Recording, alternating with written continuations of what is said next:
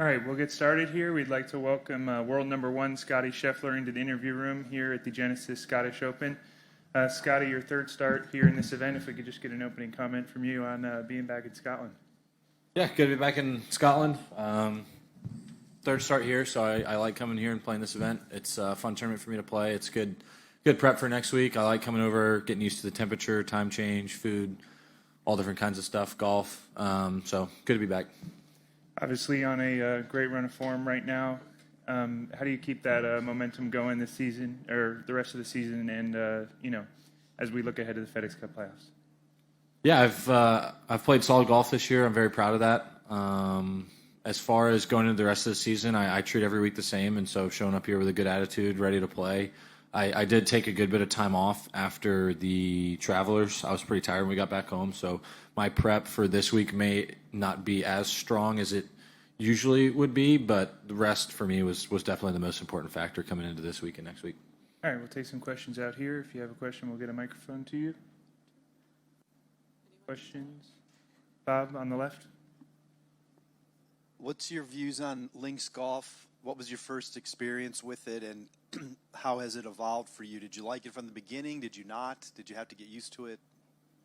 I think that I liked it from the beginning. It's fun to play. I like the ability to have to hit all different kinds of shots. I like the way it is around the greens, how you can use any type of club. I think it's more of the way golf was designed to be played, and coming over here and getting to do it, for a few weeks a year is definitely very fun. And so, yeah, I love it. Do you remember your first time? Yeah, I was here. Here 2 years ago. It was the first time with links golf. Martin? When you went out on Monday, you and Ted, just on your own, what sort of you looking to get out that first sort of few holes back playing links golf again? Just trying to stay awake. Yeah, I really was. Monday was we got in kind of mid-morning, and my body didn't really feel 100%, obviously, with not really getting much sleep and flying overnight. And so we were just trying to get out, get a feel for the place, stay awake, so I could get adjusted to the time change, kind of get used to the jet lag, and just kind of go out and play a little bit.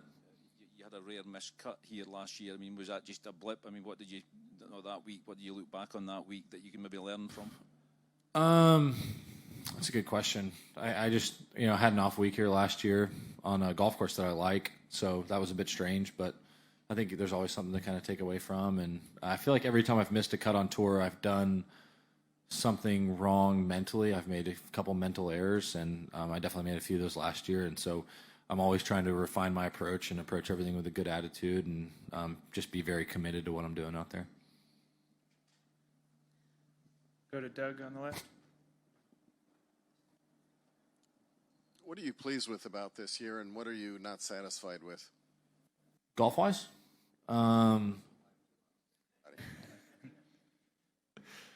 I would say golf-wise, I'm very proud of how I've been so consistent. It's definitely the most consistent golf that I've played, and I think I've played the most consistent golf out of anybody this year, which I'm definitely proud of. I would have obviously liked to win more, but if I win 8 times, I'm going to want to win 9. And if I win 9, I'm going to want to win 10. And golf's one of those games that you're just never really satisfied. And that's kind of like life too. You're never really satisfied with the results of things, and you always want more, I think. But I'm definitely very proud of how I've played so far this year. It's a remarkable streak, but are you saying you're not satisfied because you haven't won every tournament? I'm not following you there. What? I would say that, yeah, I want to win every time I tee it up, and I think that's kind of how the heart is. You win once, and then you want to win twice. And it's funny, when you're a kid, you think if you could win once on the PGA Tour that you'd be satisfied, and then you win once, you're like, oh, that was pretty fun. I want to win again, and then the cycle continues. And then secondly, how would you describe your interest level in yesterday's Senate hearing? And as a player on the PGA Tour, is there anything that you are concerned or should be concerned about going forward? I just think that yesterday we didn't really learn a whole lot again. As a player on tour, we still don't really have a lot of clarity as to what's going on, and that's a bit worrisome. As they keep saying it's a player-run organization, and we don't really have the information that we need to kind of. I don't even know how to comment. I watched part of yesterday, and I didn't learn anything. So I really don't know what to say. What was your takeaway from yesterday? I don't know. Again, It really is kind of that cycle where it's just a framework agreement right now, and so I don't know what that entails. We're not involved in any of the discussions. You know, none of the players were involved in the original framework agreement, and so we just don't really. Should I have been? Probably not, but I'm sure that a few of our player directors probably should have been involved. Ian? Scotty, just following on from that, just how disconcerting is the overall uncertainty around the game at the moment for you? Well, for me, I try to just keep my head down and play golf. I don't get too involved in a lot of that stuff. You know, I love playing golf on the PGA Tour, and that's the spot for me.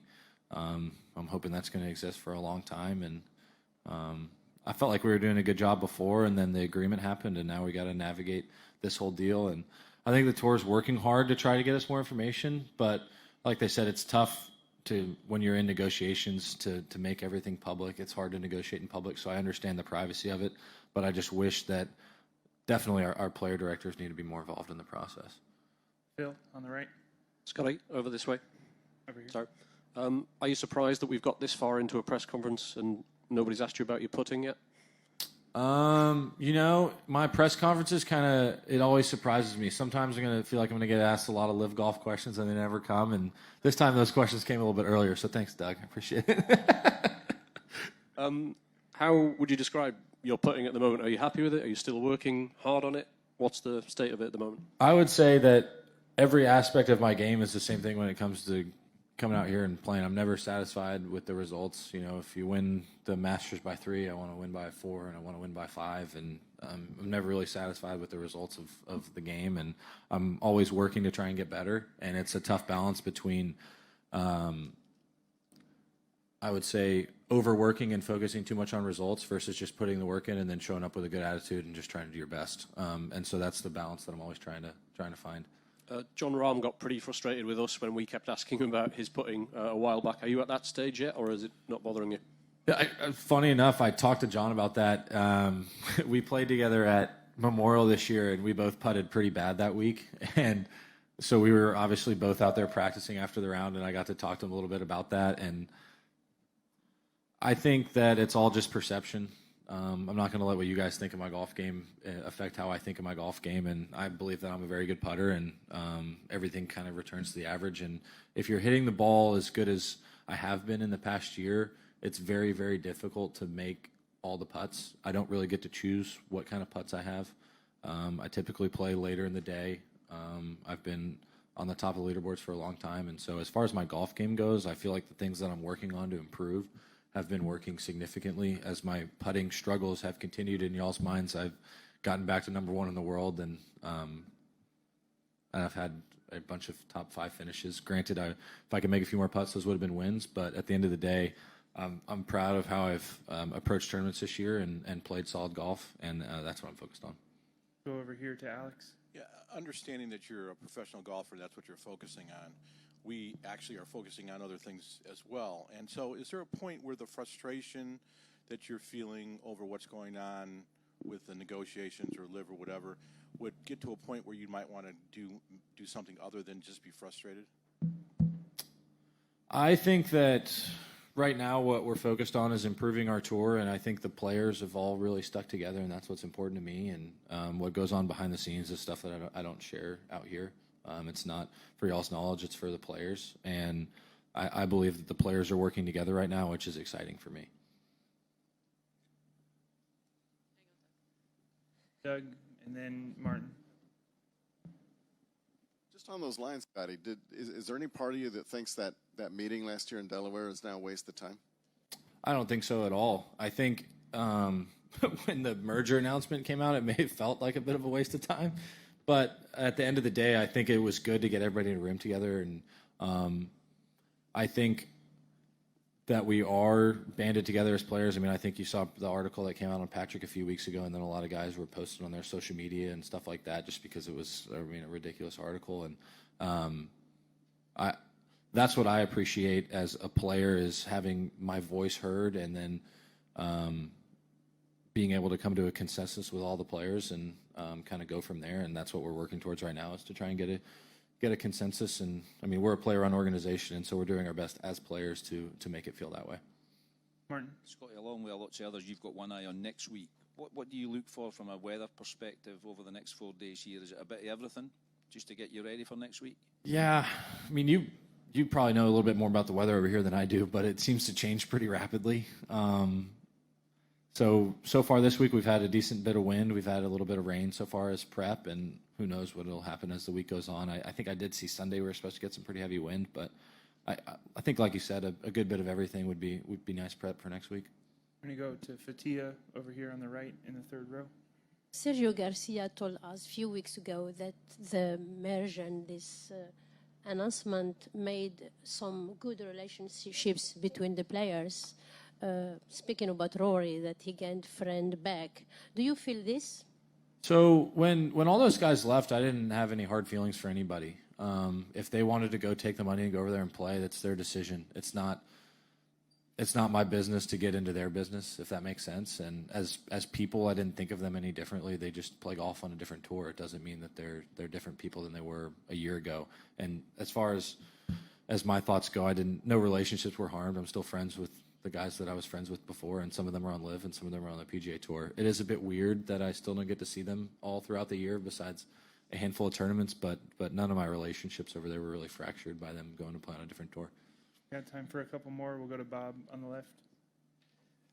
Scotty, you mentioned the communication. Does that mean that after the board meeting at the Rocket Mortgage that the player reps actually reached out to the players to inform them? And do they ask for your opinion? Do they ask for your feedback in any way? Yeah, and I think that's becoming more of a habit with tour officials as well as the player directors. And that's what's important to me as being a member of the PGA Tour is that our voice is heard, but I feel like our voice is, I mean, it's just kind of how the system goes. We have a player advisory council, and then we have the player directors. And as long as the player directors' voices are being heard, we're the ones that voted them into that position to be there, and we want their voices to be heard. And that was really the only frustration with the original announcement is that none of those 4 or 5 guys were involved at all. But as far as things are going now, there's open lines of communication. I mean, I've had numerous discussions with tour officials and players as the weeks have gone on with all this stuff, and I feel like we're headed in the right direction. We'll finish up with Doug and then Alex. Who's your favorite senator in the hearing? I'm not going to answer that. I'm going to give you a break, Scott. I'm going to hit a quick golf, if you don't mind. Think back to you as a kid at Royal Oaks and all the chipping contests and stuff you had fun with creativity-wise. How did that kind of manifest itself when you first got to Royal St. George's for links golf in terms of creating and how your mind worked?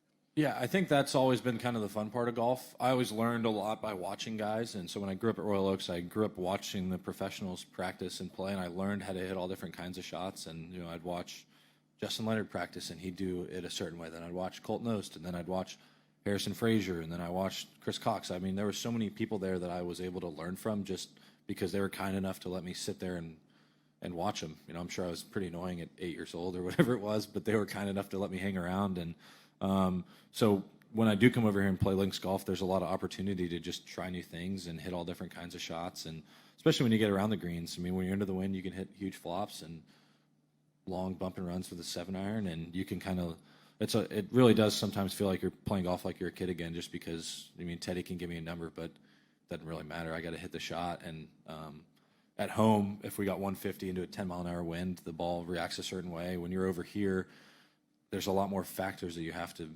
kind of dive into, and I'm not really a huge numbers guy. I do most of my stuff by feel, and so when you get 150 and you're into the wind and the lie's sitting down and you're on this new type of grass where the ball spins a little bit more and the wind's heavier here, it also makes the ball go shorter, and everything changes so much that you really have to kind of rely on your own feel. And we'll finish up with Alex. Colt Knost, huh? Yeah, I hate giving him that much credit. Exactly. One last thing. There's the players on the board, and then there's the non-player, obviously. And Randall Stevenson was on the board and left. Did it bother you with his statements about his concerns about this deal? I did not actually see his statements. It was a little bit concerning that someone like him would leave our board. We have player directors, and we have the other people that are on that advisory board that are very important to our tour. And anytime we lose one of those members is definitely a bit concerning. Those guys were put in a position for a reason, and for any of them to leave is tough for us. And so we'll see what happens. All right, thank you, Scottie, for your time, and best of luck this week. Thanks, Joe. To watch another DP World Tour video, click here, and to subscribe, click here.